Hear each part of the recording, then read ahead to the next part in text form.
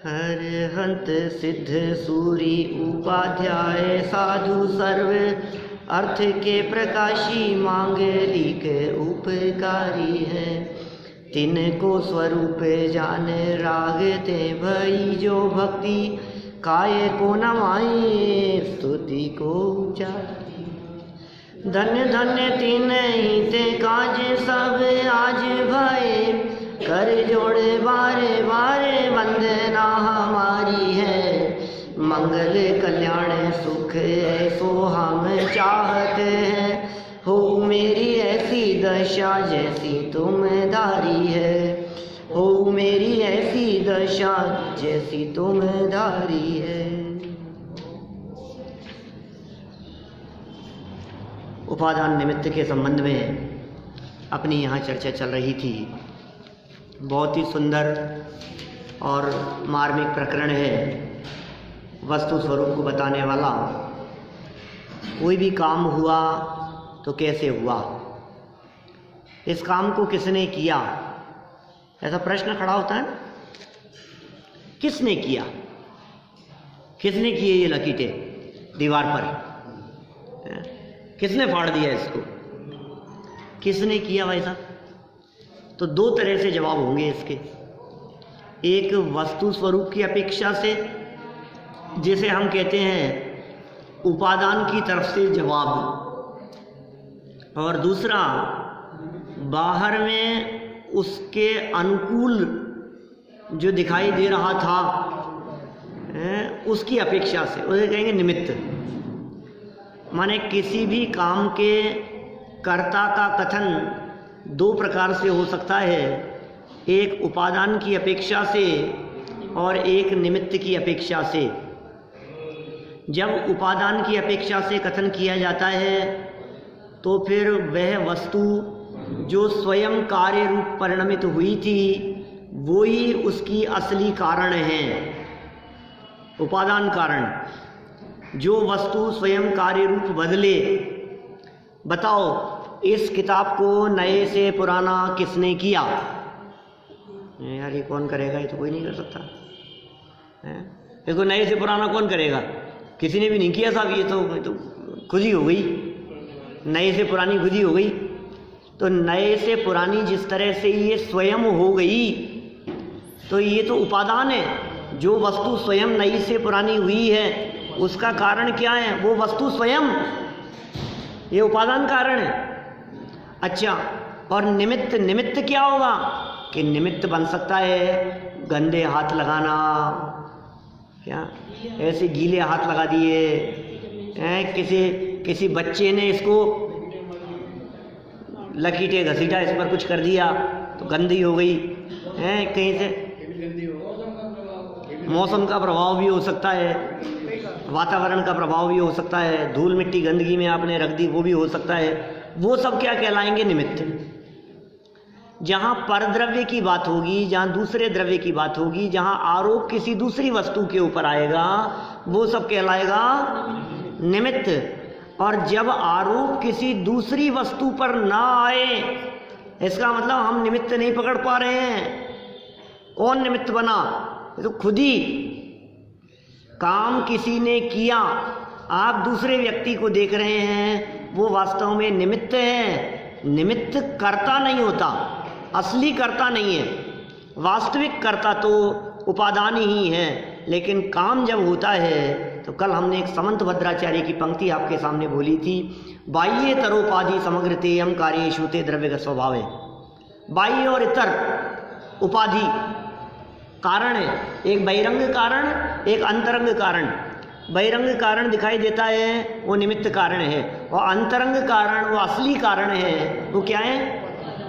उपादान कारण। देखिए, ज्ञानावरणी कर्म के तीव्र उदय से ज्ञान कमजोर हो गया, मैं भूल गया।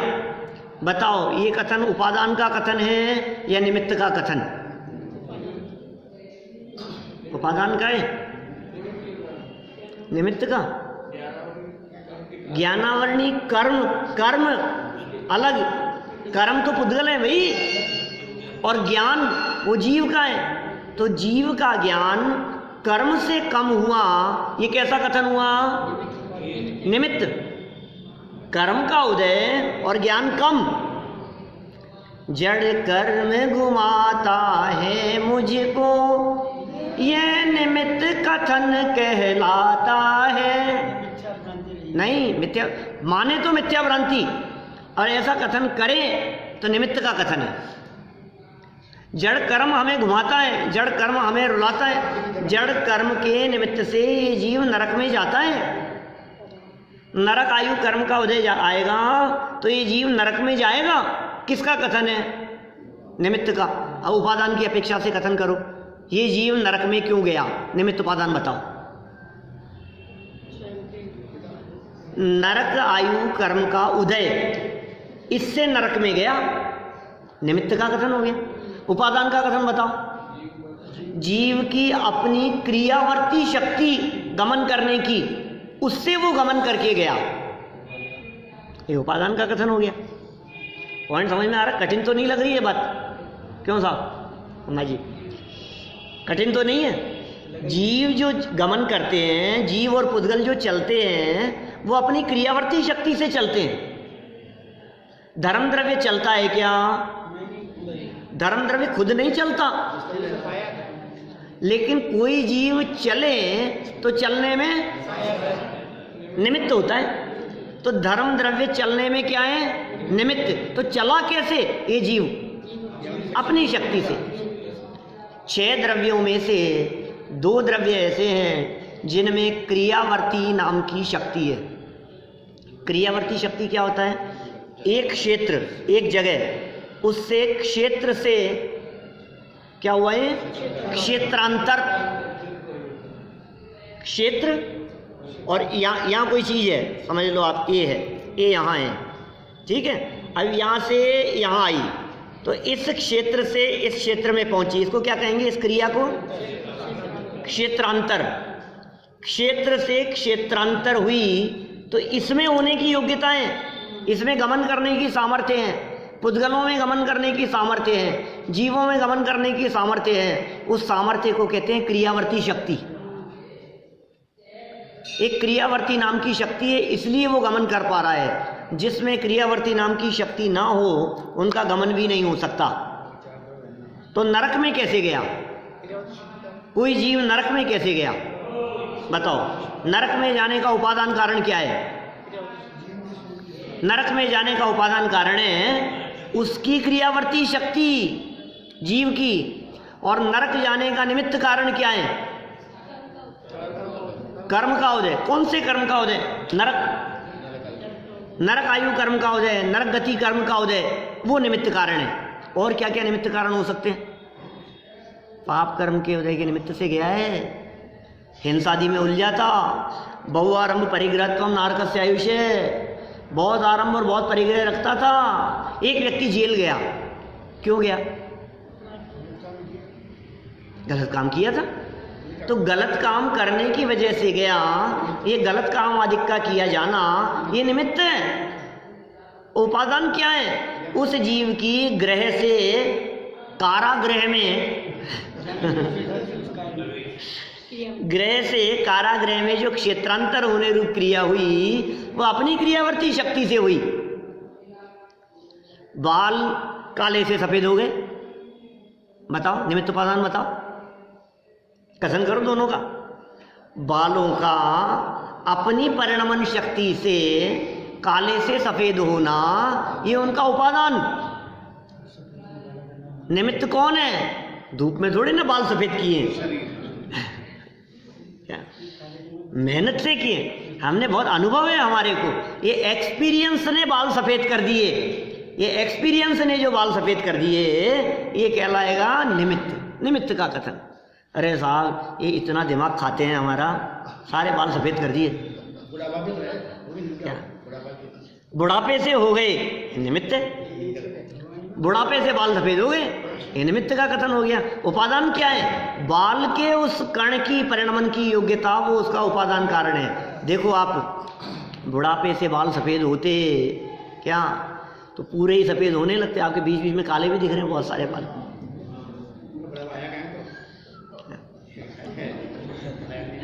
तो सफेद कैसे हुए फिर?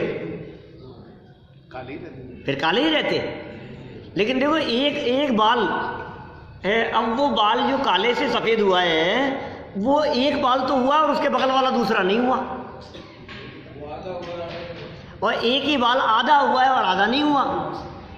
तो आप क्या कहोगे कि जिन परमाणुओं को सफेद से कृष्ण रूप परिणमन करने का काल आ गया था, स्वकाल, उनकी योग्यता, वे कृष्ण से श्वेत रूप परिणमित हुए, ये उपादानगत योग्यता। अच्छा, ये तो सफेद हो गए, इसमें तो लोग कहते हैं कि साहब हमारा बस नहीं चलता, लेकिन काले तो हमने किए।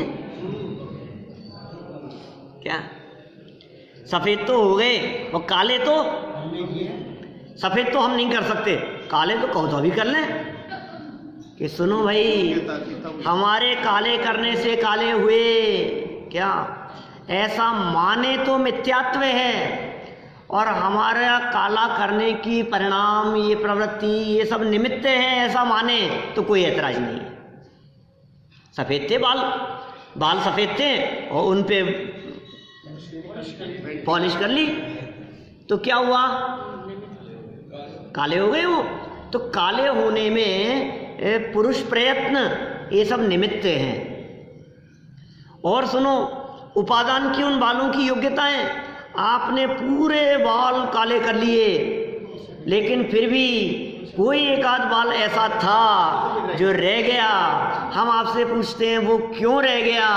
यदि निमित्त से बाल काले होते क्या तो एक भी नहीं रहना चाहिए था, छिपा रह गया, वो पता ही नहीं लगता है। बहुत तरह की बातें हैं।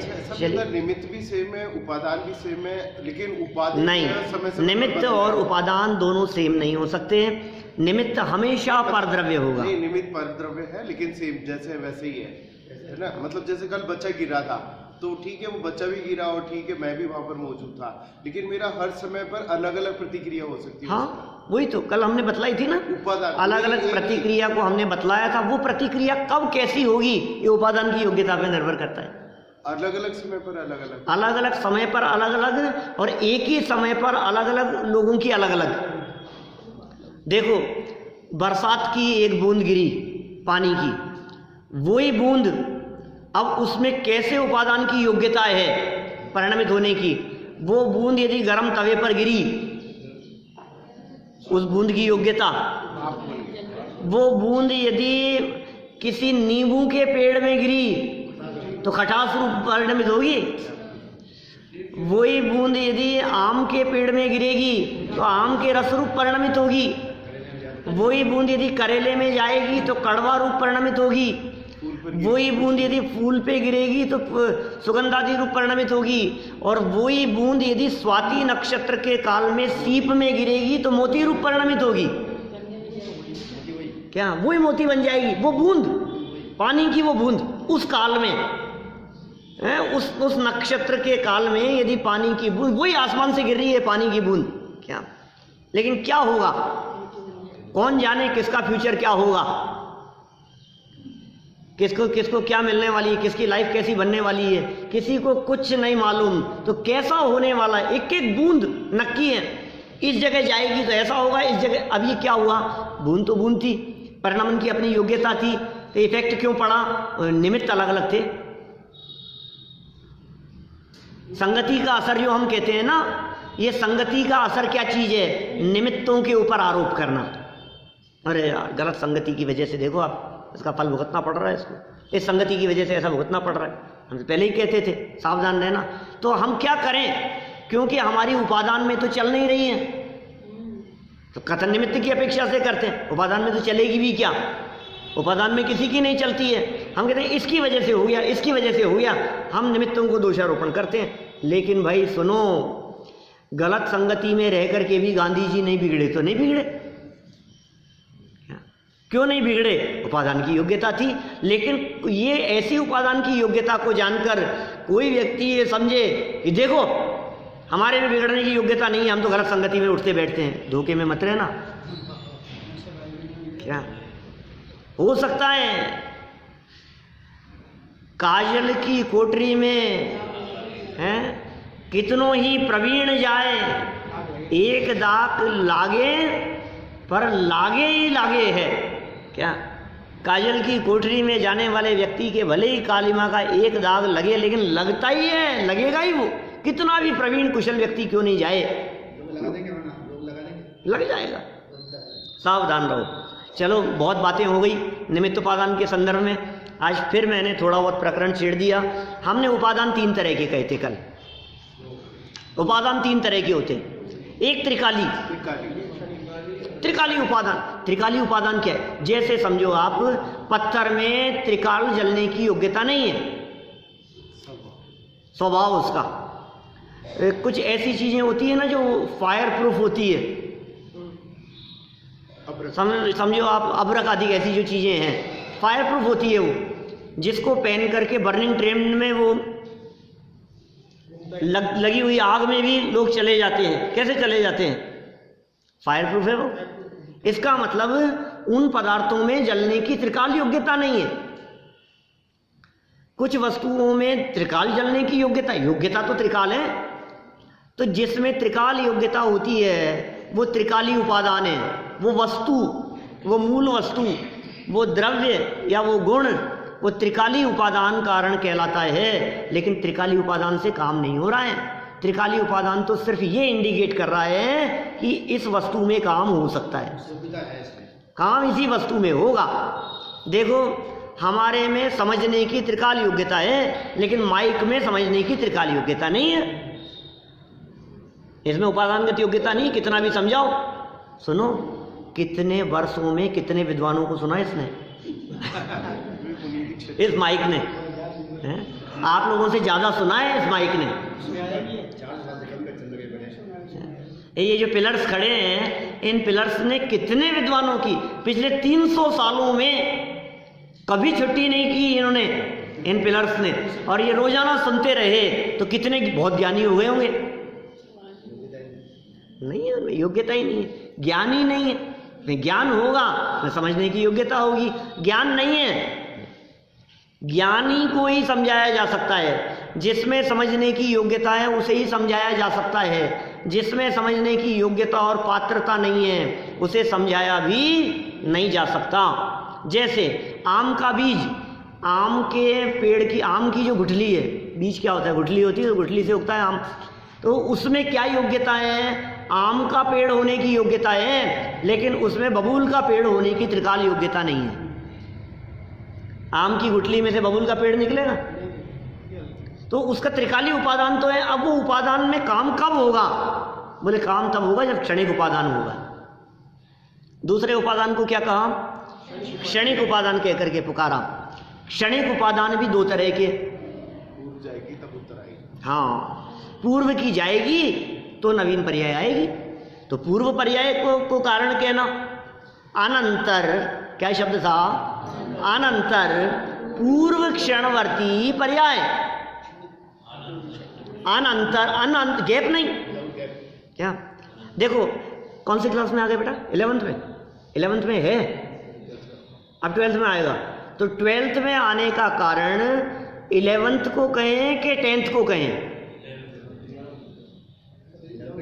क्रम से तो यही कहेंगे ना अपन, ये पहले फर्स्ट से आगे बढ़ते बढ़ते 2nd, 3rd, 4th, 5th, 6th, 7th, फिर 8th, फिर 9th, फिर 10th, फिर 11th क्रॉस की, तो फिर अब 12th में आए। तो एक एक स्टेप बढ़ते जा रहे हैं आगे। तो वहां तक पहुंचने का कारण क्या है? बोलो उसके पहले वाली क्लास। क्योंकि जब तक 11th में ही नहीं जाएगा तब तक 12th में कैसे जाएगा? तो step by step every year उसके नजदीक जाते जा रहे हैं, काम के नजदीक। ये पर्यायों का प्रवाह चल रहा है, ये पर्यायों की श्रृंखला चल रही है। एवरी मोमेंट हम वहां तक पहुंच रहे हैं, उस जगह तक, उस लेवल तक पहुंच रहे हैं, उस स्टेप तक पहुंच रहे हैं। हर समय घर से रवाना हुए यहां तक आए, हर समय घर दूर होता जा रहा है और मंदिर नजदीक आता जा रहा है। फिर क्या हुआ कि मंदिर से एक समय पहले तक को हम भूतकाल में लेंगे, मंदिर पहुंच गए, ये वर्तमान है।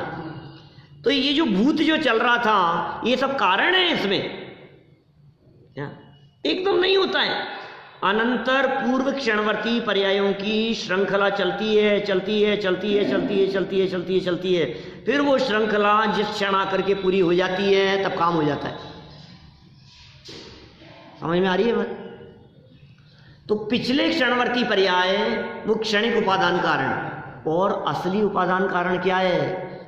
तत्समय, तत्समय की योग्यता। बोल सकते हैं आप 3 उपादान कारण कौन कौन से हैं? पहला, त्रिकाली, सब मिलकर के बोल सकते हैं क्या? त्रिकाली उपादान पहला, पहला कारण, त्रिकाली, और दूसरा क्षणिक उपादान कारण। क्षणिक उपादान में पहला नंबर पूर्व जाएगी तब नहीं जाएगी। अनंतर पूर्व क्षणवर्ती पर्याय। क्या बोलना है? अनंतर पूर्व क्षणवर्ती पर्याय, ये पहला कारण, ठीक है। अब दूसरा, तत्समय की योग्यता, तत्समय की योग्यता, तत्समय की योग्यता बहुत बलवान कारण है। मतलब काल लब्धि, वही काल लब्धि है, वही समय, वही होनार है, बहुत बलवान कारण है। तत्समय की योग्यता में काम होता है भाई साहब। उसकी योग्यता नहीं आएगी, उससे एक समय पहले भी काम नहीं हो सकता, और योग्यता आ जाने के बाद में काम में डिले नहीं हो सकता।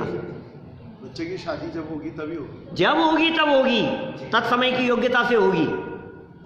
बाहरी जितने हेतु दिखाई देते हैं सब निमित्त कारण है, असली काम तो जब होगी तब होगी, ये उपादान कारण है। चलो निमित्तों की अपेक्षा से बात करते हैं, निमित्त की तरफ बढ़ते हैं अपन। यहाँ पेज नंबर 25 पे देखिए, तत्व ज्ञान पाठमाला भाग 2 पाठ 4 उपादान निमित्त, पेज नंबर 25।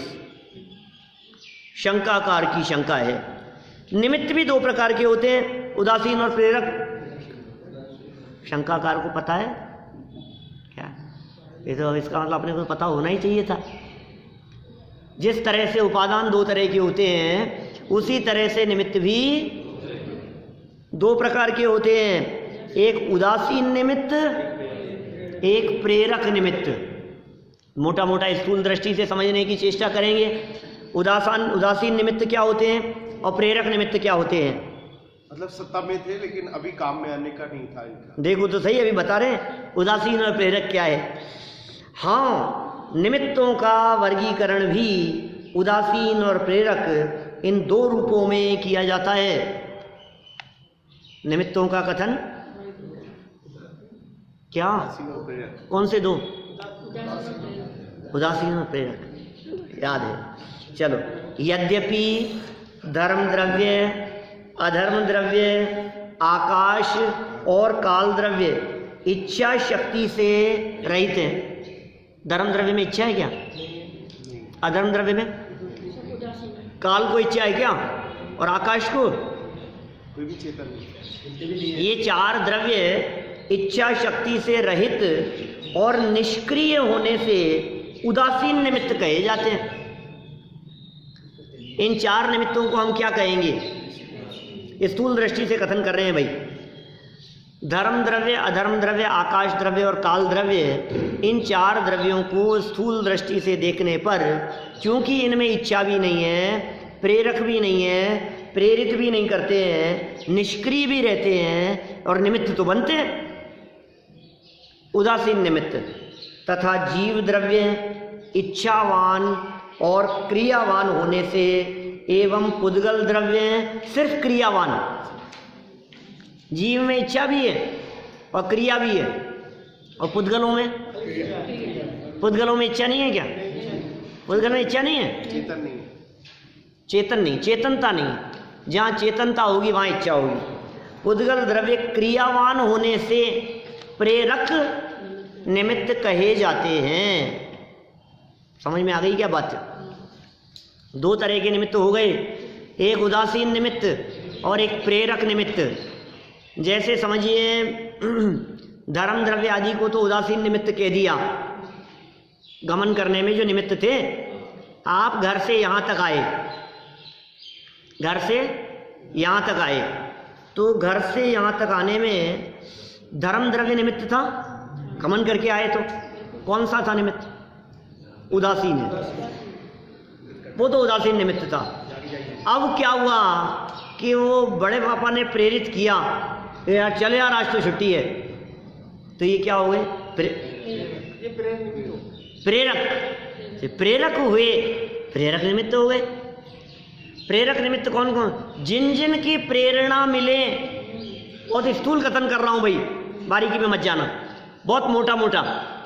माने क्या कह रहे हैं? जहां प्रेरणा दिखाई दे, जहां प्रेरित करते होते हुए दिखाई देवे, वो सब प्रेरक निमित्त हैं। जहां पुद्गलों का योगदान दिखाई देवे, जहां गाड़ी का योगदान, गाड़ी निमित्त बनी हमारे आने में, तो प्रेरक निमित्त है। प्रेरक निमित्त में एक बात और इस तरह की लगा सकते हैं हम कि स्वयं प्रेरित होकर के, जैसे ध्वजा फैर रही है, हिल रही है, तो ध्वजा के फैरने में कौन निमित्त है? हवा। तो हवा जो निमित्त है ये उदासीन है या प्रेरक है? प्रेरक निमित्त है। हवा स्वयं बह रही है, स्वयं चलते हुए निमित्त भी बन रही है, ये प्रेरक निमित्त है। उदासीन निमित्त कौन है? ये जो था ना, डंडा भी कह सकते हैं अपन। और क्या? इधर और इधर चल रही है, ये धर्म द्रव्य निमित्त बन रहा है। श्वास अंदर जा रही है, धर्म द्रव्य निमित्त बन रहा है, गमन हो रहा है ना उसका, प्राण वायु का अंदर गमन होना, ऑक्सीजन का निकलना, ये वायु का ये गमन हो रहा है, आना जाना हो रहा है, ये उंगली हिल रही है, कौन निमित्त बन रहा है? धर्म द्रव्य निमित्त बन रहा है। ये जो आपके श्वास के कारण जो पेट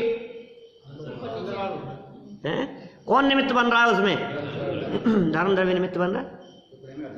ब्लड सर्कुलेशन हो रहा है, खून आगे दौड़ रहा है, चल रहा है, कौन निमित्त बन रहा है? धर्म द्रव्य। कैसा निमित्त है? उदासीन। उदासीन और प्रेरक दो प्रकार के निमित्त होते हैं, लेकिन एक बहुत मार्मिक पॉइंट कहना चाह रहे हैं यहां। भले ही दो प्रकार के निमित्तों की चर्चा मिलती हो शास्त्रों में, उदासीन और प्रेरक निमित्त की चर्चा मिलती हो, लेकिन ध्यान देना, आगे का वाक्य पढ़ रहा हूं, बहुत important point to be noted. क्या कह रहे हैं यहां? कार्योत्पत्ति में सभी निमित्त धर्मास्ति काय के समान उदासीनी है। क्या क्या क्या? तो बहुत बारीक बात है, ध्यान देना, घबराना मत। वो जो दो पॉइंट कहे हैं, एक उदासीन और एक प्रेरक, सो तो है ही, लेकिन फिर भी काम के होने में निमित्त का क्या योगदान था? अकर्ता ही है ना, किया तो कुछ भी नहीं उसने। इसलिए कार्योत्पत्ति की अपेक्षा से देखा जाए तो उदासीन निमित्त तो उदासीन है ही, लेकिन कार्य की उत्पत्ति की अपेक्षा से देखा जाए तो प्रेरक निमित्त भी उदासीन ही है। कार्य की अपेक्षा से देखा जाए तो किस तरह? धर्मास्ति काय के समान। सुनो, ये बात अपने घर की नहीं है, पूज्यपाद आचार्य ने 1500 साल पहले लिखी, इष्टोपदेश नामक ग्रंथ में उद्धरण प्रस्तुत किया है नीचे। नाग्यो विज्ञत्व मायाति, सभी मिलके बोले,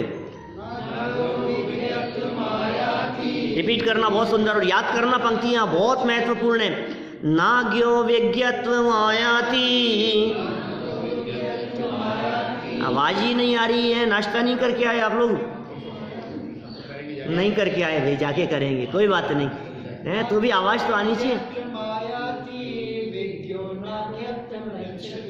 नाग्यो विज्ञत्व मायाति विज्ञो नाज्ञत्व मृच्छति, बोलो।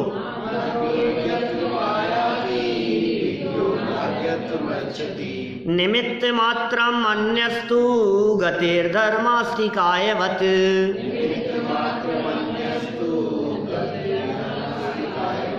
निमित्त मात्रम अन्यस्तु गतिर्धर्मास्ति कायवत्,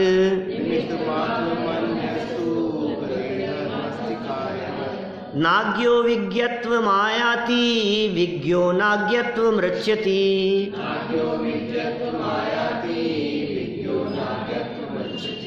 निमित्त मात्र मन्यस्तु गतिर्धर्मास्ति कायवत्।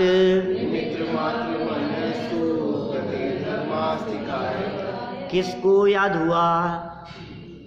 किसी को हुआ क्या याद है?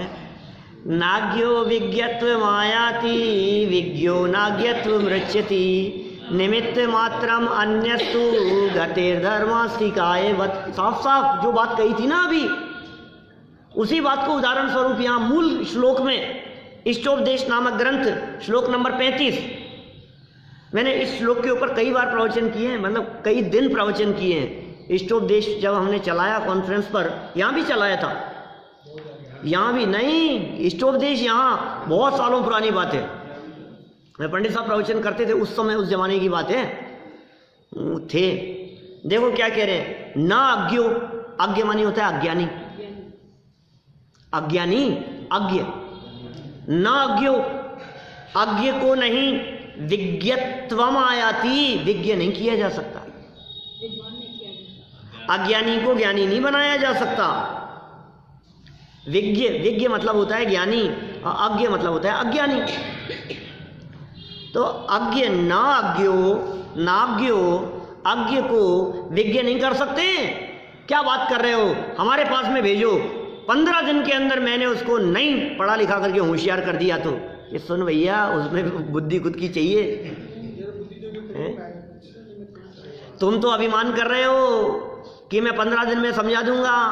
अरे अनेक वर्षों तक ऐसे वीतरागी संत आचार्य परमात्मा के सानिध्य में रहते हुए भी शिवभूति मुनिराज को 4 अक्षर नहीं सिखा सके, कोरे के कोरे रहे। कोई कर तो देवे, कैसे करे, कौन सिखाए और कैसे सिखाए, बताओ हम कैसे सिखाएं तुम्हारे को? जो सीखना ही नहीं चाहे उसको कैसे सिखाएं?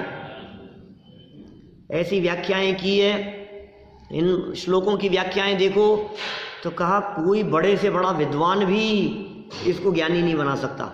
इस अज्ञानी को छोड़ो, बड़े से बड़ा विद्वान, बड़े बड़े आचार्य मिलकर के भी इस अज्ञानी को ज्ञानी नहीं बना सकते। अरे क्या बात करें आचार्यों की, तीर्थंकर परमात्मा भी इस अज्ञानी को ज्ञानी नहीं बना सकते। बना सकते होते तो मारीची को बाहर नहीं जाने देते क्या? और ऐसे तक कथन किए हैं, 1-2 नहीं, अनंत ज्ञानी मिलकर के भी एक अज्ञानी को ज्ञानी नहीं बना सकते, और अनगिनत अज्ञानी मिलकर एक ज्ञानी को अज्ञानी नहीं बना सकते। क्या?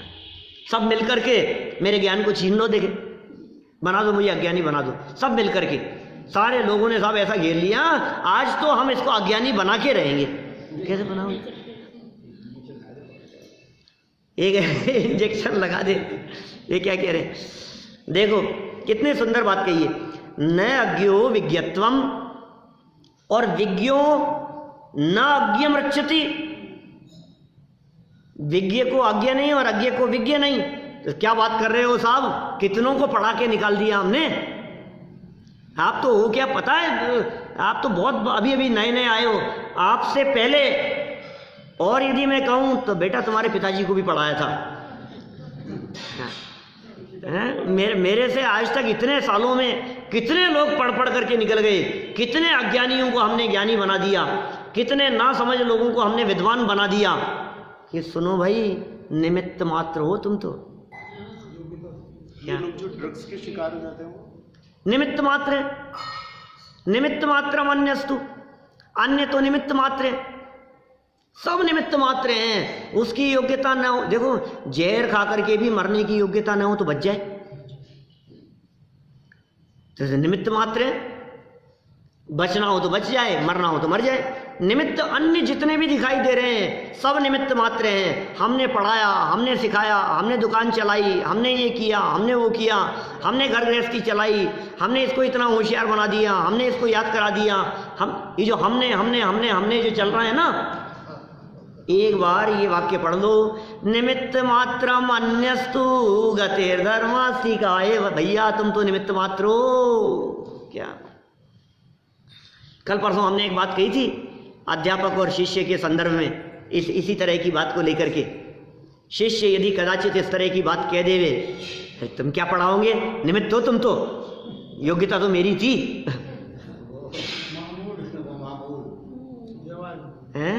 ये व्यवहारिक नहीं है, ये व्यक्ति व्यवहारिक नहीं है, ये योग्य भी नहीं, ये शिष्टाचार भी नहीं।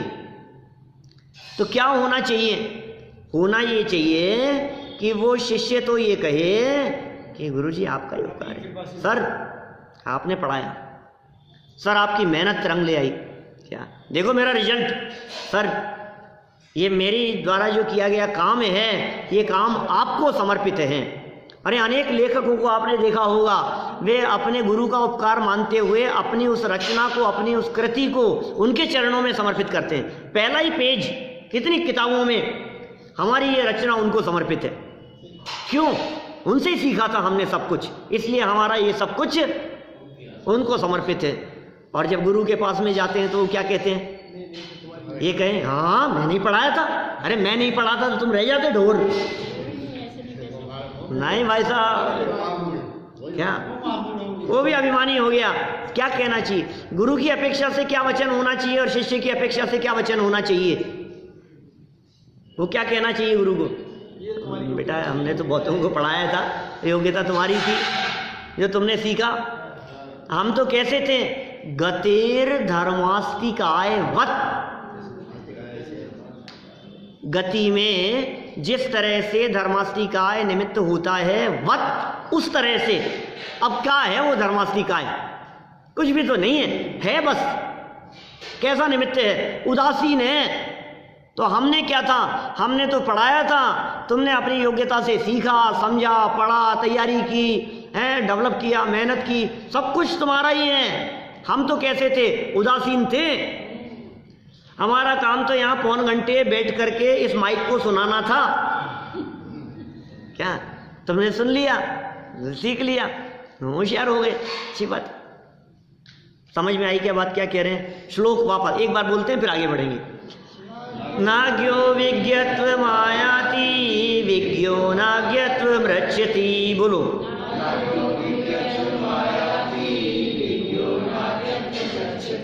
निमित्त मात्रम अन्यस्तु गतिर्धर्मास्तिकायवत्।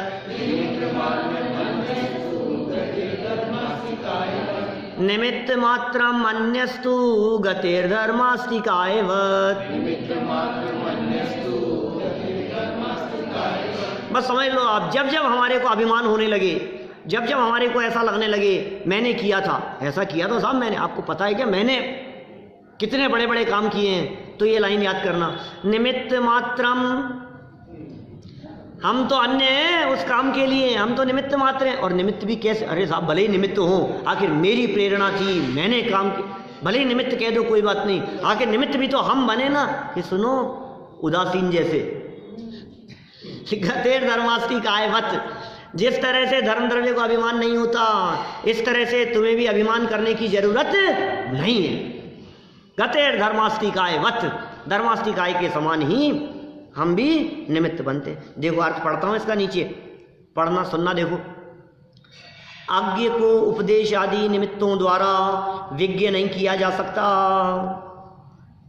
अज्ञ को विज्ञ नहीं किया जा सकता मतलब अज्ञानी को ज्ञानी नहीं किया जा सकता। पढ़ाओ साहब पढ़ाओ, कितना पढ़ाएं? एक अध्यापक पढ़ाता है और 4 विद्यार्थी फेल हो जाते हैं कक्षा में। ये क्यों फेल हो गए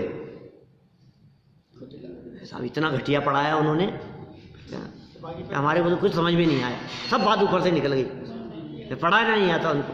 अब वो जो फेल हो गए वो कह रहे हैं कि ये हमारे को फेल करने में निमित्त है, इन्होंने अच्छा नहीं पढ़ाया। और जो टॉप कर रहे हैं वो कह रहे हैं बहुत अच्छा पढ़ाते हैं। तो जो अज्ञानी था उसके अज्ञान अवस्था में निमित्त, जो ज्ञानी थे उनके ज्ञान में निमित्त। लेकिन अज्ञानी को ज्ञानी बना देवे और ज्ञानी को अज्ञानी बना देवे, ऐसा नहीं हो सकता। कक्षा में यदि अध्यापक पढ़ा रहे हैं तो सारे स्टूडेंट्स को, सारे पढ़ने वालों को, सारे सुनने वालों को एक समान समझ में नहीं आएगा। किसको कितना समझ में आएगा? कौन कारण? उसका असली कारण तो उपादान की योग्यता उसकी। जिस पात्र की जैसी योग्यता होगी उसमें वैसा समझ में आएगा। शेरनी का दूध स्वर्ण पात्र में टिकता है, उपादानगत योग्यता। शेरनी के दूध को झेलने की पात्रता, उपादानगत योग्यता कौन से पात्र में है? गोल्ड में है, इसके अलावा में नहीं। पता है आपको? आप स्टील के बर्तन में निकालोगे तो 4 हो जाएगा, बर्तन में 6 हो जाएंगे, निकल जाएगा। तांबे के पात्र में हो चाहे किसी कांसे के, किसी के भी हो, सब में क्या ये फैक्ट है, ये फैक्ट है। यदि ये काल्पनिक होती तो फिर स्वर्ण पात्र की बात क्यों कहते हैं? फिर तो सभी पात्रों की कह देते हैं ना, कहीं नहीं टिकेगा। नहीं, गोल्ड का यदि वो पात्र होगा तो उसमें ही टिकेगा। भाई साहब ये भी समझ लो आप, ये जिनवाणी का रहस्य भी, ये जिनवाणी माता का ये जो दूध है, जो रस है, ये उतना ही गरिष्ठ है। पात्र जीवों के हृदय में ही उतरेगा, और पात्र जीवों के हृदय में उतरेगा, पात्रता होगी तो उतरेगा। यदि कोई पात्र ना हो क्या, तो ये जिनवाणी रूपी अमृत उसके कर्णेंद्रिय के माध्यम से अंदर तो जाएगा, लेकिन क्या होगा कि वो उसमें टिक नहीं पाएगा। पात्रता, सुनने की भी पात्रता चाहिए, सब में सुनने की पात्रता नहीं होती। ऐसे भी लोग होते हैं, एक दिन सुना, मुझे नहीं सुनना यार इनका, यार कुछ नहीं, मेरे को नहीं सुनना। क्यों? समझने की पात्रता नहीं, काल ही नहीं पका अभी, कितना भी सुना दो सुनते ही नहीं है, सुनने का रस ही नहीं है। तो कौन सुने और कौन नहीं सुने उपादान की योग्यता पर निर्भर करता है। निमित्त तो दूसरे लोग बनते ही हैं। गते धर्मास्ति कायवत, वाक्य पढ़ो आगे। नहीं विज्ञ को आगे ही कर सकते हैं, कह सकते हैं, क्योंकि पर पदार्थ तो निमित्त मात्र हैं। जैसे कि स्वयं चलते हुए जीव और पुद्गलों को धर्मास्तिकाय होता है, धर्मास्तिकाय वत, जैसे धर्मास्तिकाय होता है निमित्त, उसी तरह से दूसरे जीव भी और दूसरे पुद्गल भी उसी तरह से। क्या एग्जाम्पल दिया है धर्मास्तिकाय का? निष्क्रिय, अनिच्छुक, इच्छा भी नहीं है उसमें, क्रिया भी नहीं है उसमें, और निमित्त बन रहा है। इसी को स्पष्ट करते हुए इसकी संस्कृत टीका में लिखा है, इस श्लोक की संस्कृत टीका में, पूज्यपाद आचार्य के इष्टोपदेश ग्रंथ की संस्कृत टीका में क्या लिखा है। यहाँ यह शंका हो सकती है कि यूं तो बाह्य निमित्तों का निराकरण ही हो जाएगा। शंका हो, देखो आचार्य बहुत बैलेंस से बात करते हैं, वीतरागी संत। ऐसा नहीं है कुछ भी कह दिया और आप कुछ भी उससे मिथ्या मान्यता, एकांत पक्ष अंगीकार कर लो। प्रश्न क्या किया कि साहब आप ऐसा तो मत कहो, ये पूज्यपाद आचार्य ने कैसी बात कह दी है। पहले निमित्त उपादान दो को कारण कहा था, तो हम सोच रहे थे बैलेंस में चल रही है बात, उपादान कारण भी है निमित्त कारण भी है, दोनों हैं कि कुछ उसकी योग्यता से हुआ, कुछ हमारे समझाने से हुआ। आखिर हम भी तो है ना। और फिर ये यहाँ निमित्त मात्रम अन्यस्तु गतिर धर्मास्तिकायवत ऐसा कह दिया, तो हमें तो उड़ा ही दिया, हम तो कुछ भी नहीं है यार। ये ऐसा कहने से तो बाह्य निमित्तों का निराकरण ही हो जाएगा।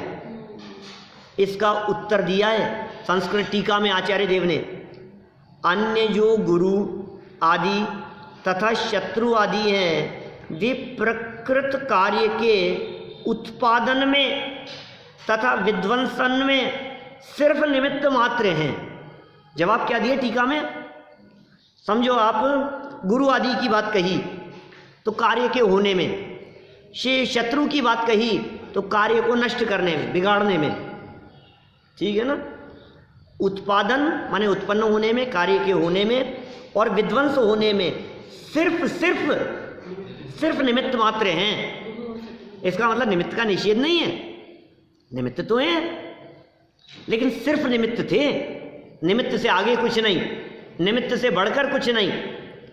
वस्तुतः किसी कार्य के होने व बिगड़ने में उसकी योग्यता ही साक्षात साधक होती है। वस्तु स्थिति को भी जानो, निमित्त से ऐतराज नहीं है कि साहब क्यों जाने साहब हम निमित्त को, क्या जरूरत है, फिर उपादान की बात करो। चेन्नई के एक सज्जन है, हरीश भाई नाम है उनका, कई बार कॉल आता है उनका, और बहुत आध्यात्मिक व्यक्ति हैं, बहुत प्रश्न पूछने के लिए उनका कॉल आता है, और उनका जोर, उनका झुकाव हमेशा उपादान की तरफ ही रहता है। और वो हमेशा ये बात कहते हैं जरूरत ही नहीं, क्या बात कर रहे हो, आखिर निमित्त का कथन किया ही क्यों? फिर वो जब वो काम करता ही नहीं है, जब कुछ है ही नहीं, तो आप तो असली बात करो ना, आप आखिर ये निमित्त की बात करते ही क्यों? बार बार उनका यही प्रश्न रहता है।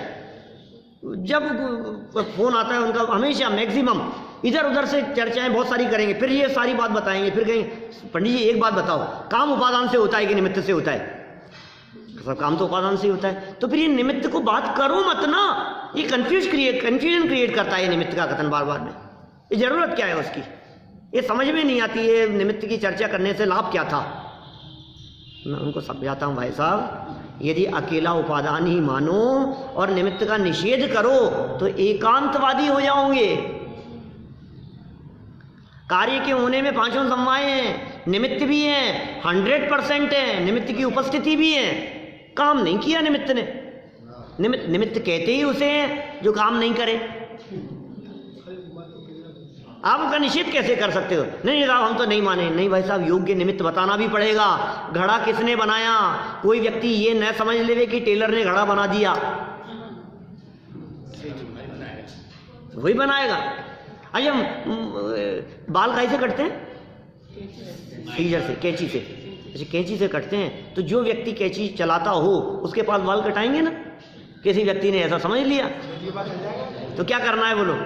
हमें यदि बाल कटाना है, बाल बनवाना है तो किसके पास में जाना है? दर्जी के पास में, टेलर के पास में, के नाई के पास में? कि सुनो ये जो बाल कटेंगे ना, इसका जो योग्य निमित्त है, इसका जो अनुकूल निमित्त है, वो अनुकूल निमित्त टेलर नहीं है, नाई है। कौन किसका निमित्त? ये योग्य निमित्तों की खबर भी होनी चाहिए। सम्यक दर्शन आदि की प्रकटता में सच्चे देव शास्त्र गुरु निमित्त हैं, उदयवादिक निमित्त नहीं है। तो योग्य निमित्तों का ज्ञान होगा तो उनकी शरण में जाएगा। पॉइंट समझ में आ रहा है? मुझे यदि मिठाई खरीदनी है तो ज्वेलरी के शोरूम पर जाकर के मिठाई मिलेगी कि नहीं मिलेगी? कहीं भी दूध नहीं मिल रहा था, आधा किलो दूध लाना था। अब क्या करें बोलो? हम ज्वेलरी के शोरूम पे चले गए, हम कहे यार प्लीज आधा किलो दूध दे दो।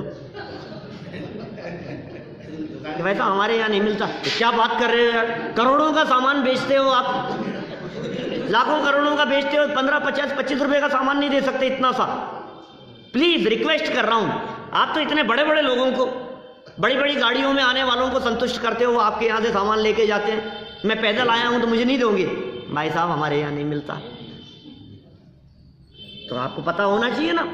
अब वो जो कारण है, दूध की दुकान पर दूध मिलता है, ये दूध लेने का निमित्त कारण दूध वाला है, दूध का निमित्त कारण ज्वेलरी के शोरूम वाला नहीं है।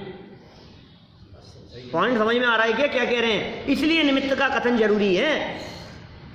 आपको यदि उपादान निमित्त की चर्चा पढ़नी है तो पुण्य पाप वाला पाठ निमित्त नहीं बनेगा। आपको निमित्त उपादान की चर्चा यदि पढ़नी है तो समझ लो आप वो जो अपन ने महावीर अष्टक पढ़ा था वो निमित्त नहीं बनेगा।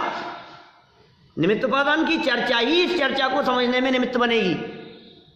योग्य निमित्तों की खोज भी जरूरी है क्या? लेकिन योग्य निमित्त आपने सोचा कि ये योग्य निमित्त है, उसके मिलने पर भी काम नहीं हुआ तो क्या समझना? काम तो उपादान की योग्यता से होगा, निमित्त का करेंगे। वास्तु बेकार है क्या?